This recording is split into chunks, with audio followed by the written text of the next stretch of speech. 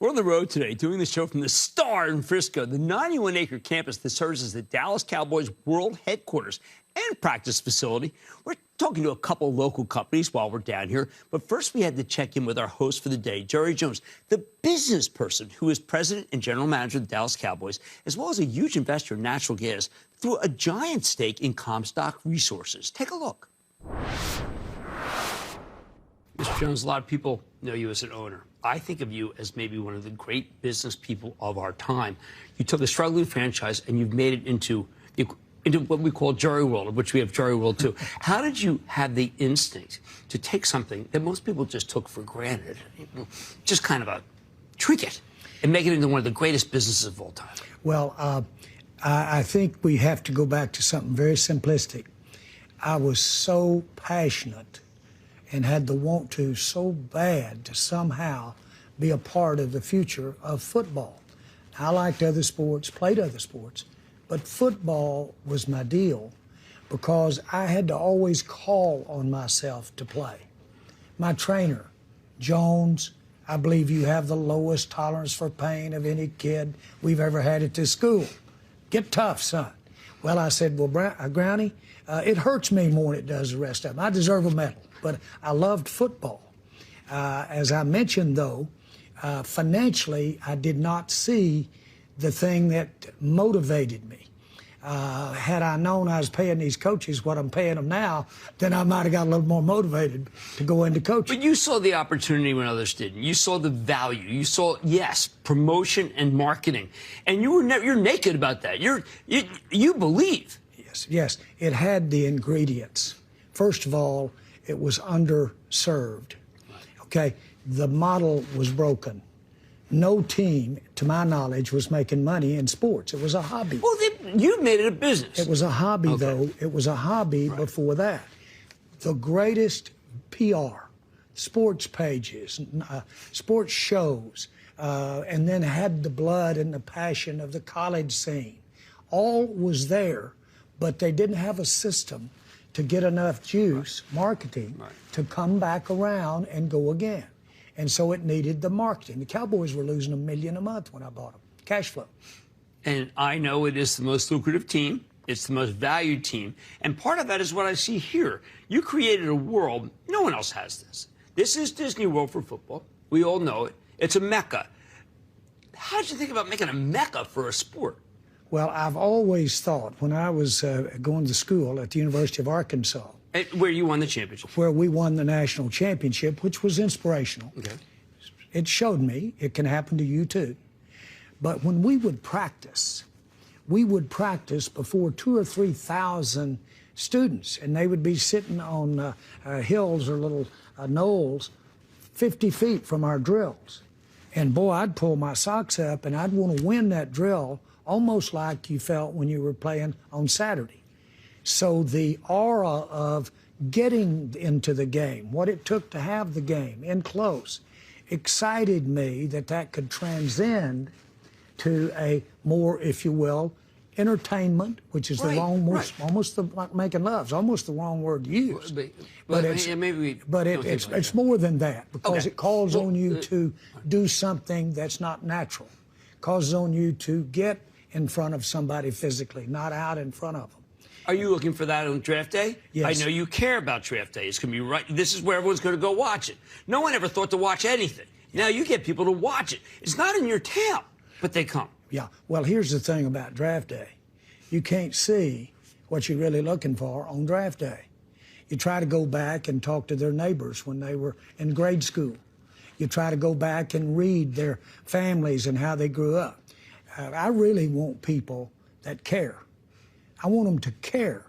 Now, that comes in a lot of different ways, but it's hard to care about your teammate more than you if you don't care about something in your other life as to how you. But I'm not hearing about naked raw talent. I mean, you wanted to transcend that. Talent's not enough to play for Jerry Jones. Well, let me say this: at the end of the day, this would be a hell of a business if you did not have to play them football games. You got to play the football games, and it's important. I tell our players when they come in, why am I here in front of you? Why am I talking to you about your background and your family? because nothing works unless you execute. Nothing works unless you give it up. And I'm trying to motivate you. You should be motivated by the financial possibilities that are here. You've been motivated by just your competitiveness. Combine that together, and you'll be a war daddy. Now, you understand Dallas, and you've decided to make Dallas bigger than it is. I'm not saying you put it on the map because it's always a great city. But this is about Texas business, too. This is not just about football. Well, football and Texas have always been synonymous. When I was in college in the Southwest Conference, Arkansas, the only schools we played were Texas schools. So in order to go someplace, you had to go to Texas.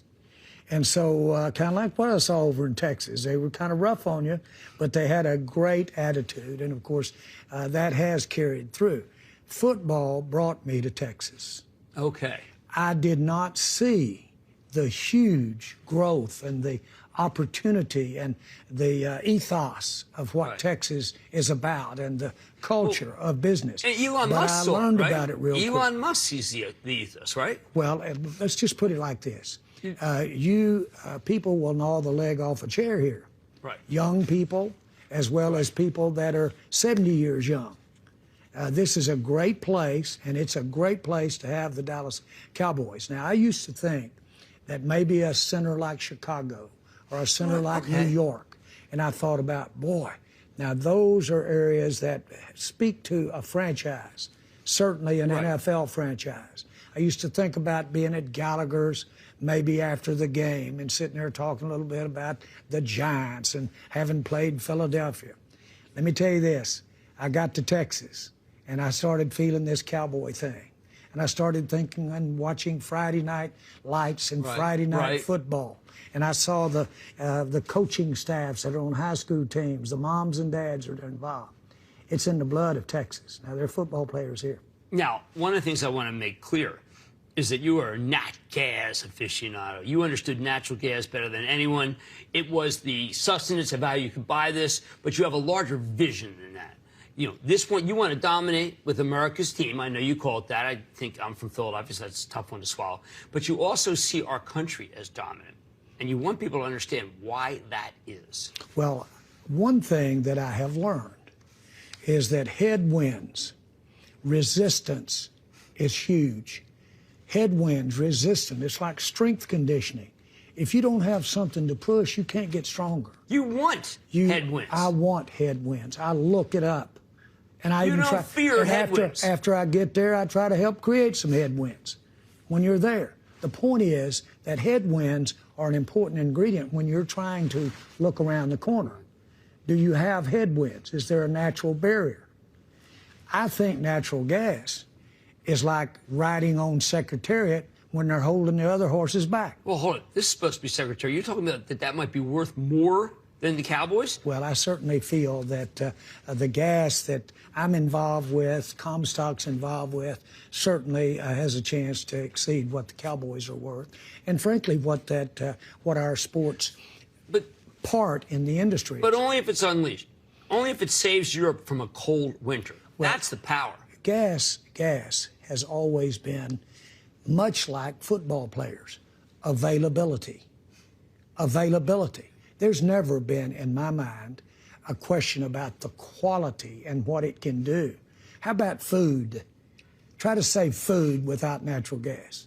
Try to say products without natural gas, much less the energy that it takes to run this country. That's why you bought in the open market. You did not just take loans down. You're lock, stock, Comstock. Well, natural gas, to me, is the question, the market for the natural gas.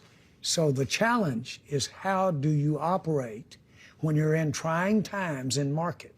Because you natural walk gas, away, do you stop drilling? Natural gas has quit? trying times. No, you learn to operate during those trying times. You learn to operate at a acceptable, no, how about a real good rate, so that when you get the spikes and you get the good times, you're sitting there with the goods. Jim, I've got one more thing, has to do with a very important part of you, is that head. And when you put it in there, slide it over to the side, don't face it up. We don't tackle like that anymore. I want to present you #1 draft day pick from the Dallas Cowboys. Well, Wow, I am honored, and you know what? I will not let whatever franchise takes me is going to be in the Super Bowl. That I promise, Mr. Jones. Okay, well, I'll tell you this. I don't know if you're fast enough, but you are tough enough. Oh, geez, thank you very much, sir. Appreciate it. Coming up, Cramer takes your calls, and the sky is the limit. It's a fast-fire lightning round. Next.